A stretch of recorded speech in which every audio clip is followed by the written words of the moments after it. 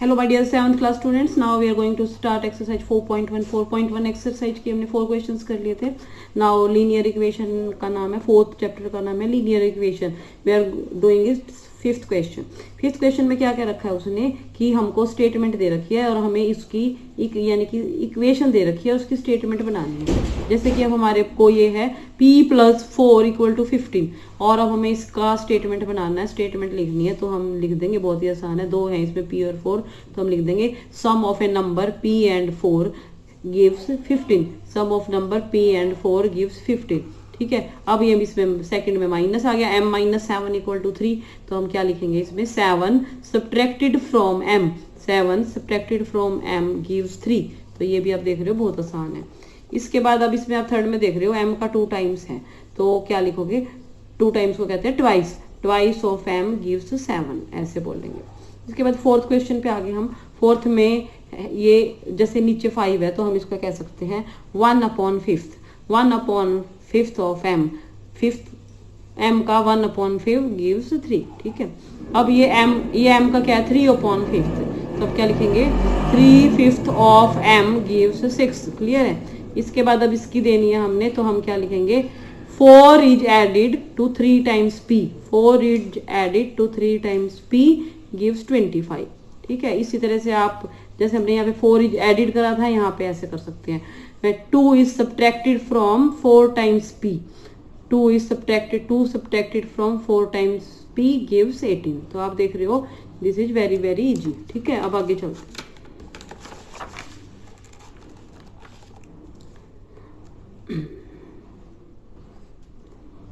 Now my dear students, 8th statement है, इसमें भी वही कहेंगे, 2 is added to half of p, यानी कि 1/2 है ना, तो 2 is added to half of p gives 8।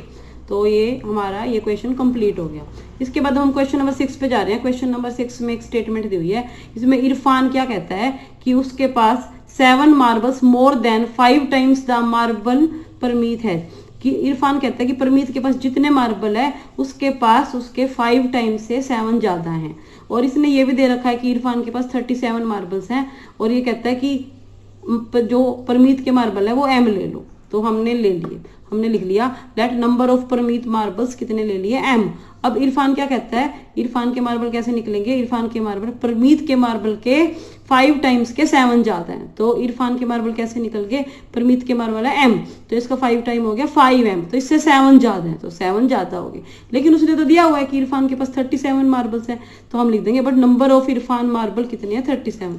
तो ये भी इरफान के मार्बल है स्टेटमेंट के अकॉर्डिंग, ये भी इरफान के मार्बल है। तो हमारे पास इक्वेशन आ गई 5m + 7 = 37। तो ये हमारी इक्वेशन निकल गई, हमें इक्वेशन ही बनानी थी इन क्वेश्चंस में। इसके बाद नेक्स्ट है, लक्ष्मी के जो फादर की एज है वो 49 ईयर्स ओल्ड है और उसके जो वो क्या कहें 4 ईयर्स ज्यादा है लक्ष्मी की एज के 3 टाइम्स से। और लक्ष्मी की एज दे रखी है, लक्ष्मी की एज उसने बोला है कि y ले लो। ठीक है, तो हमने लक्ष्मी की एज y ले लिया। फादर की एज क्या उसने बता रखा है, 3 टाइम्स से 4 ज्यादा है, तो y का 3 टाइम्स किया, 3y से 4 ज्यादा है +4। लेकिन फादर की एज तो दे रखी है, कितनी दे रखी है, 49। तो ये दोनों इक्वल हो गए, तो हमने दोनों इक्वल रख दिए, तो ये हमारी इक्वेशन बन गई। तो आप देख रहे हो कि इक्वेशन बनानी कितनी आसान है। इसके बाद है हमारा नेक्स्ट क्वेश्चन।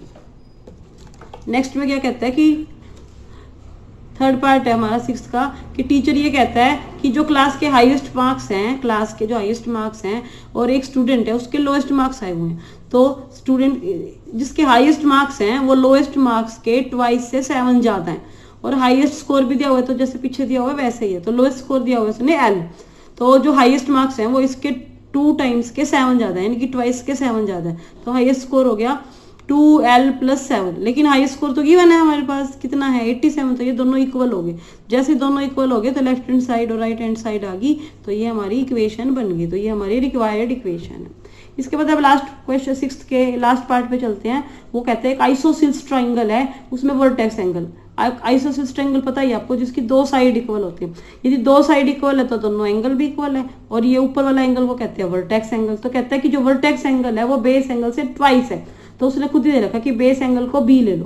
तो हमने बेस एंगल को b ले लिया, तो बेस एंगल को b ले लिया। तो दो आइसोसेल्स में दोनों बेस एंगल इक्वल होते हैं, ये b ले लिया तो ये भी b ले लिया, और वर्टेक्स एंगल उसका ट्वाइस है तो ये 2b हो गया। तो हमने लिख लिया बेस एंगल b तो वर्टेक्स एंगल हो गया 2B। अब सभी बच्चों को पता है कि जो ट्रायंगल होती है उसके तीनों एंगल का सम होता है 180 डिग्री। तो 3 एंगल है हमारे पास 2B और B और B, तो इनका सम हमने 180 कर दिया। 180 कर दिया तो 2B B और B क्या बन गया 4B। 4B equal to 180। तो ये हमारी इक्वेशन आ गई। तो आई होप आप सब बच्चों को ये क्लियर हो गया होगा, समझ आ गया होगा बच्चों। तो बाय बच्चों।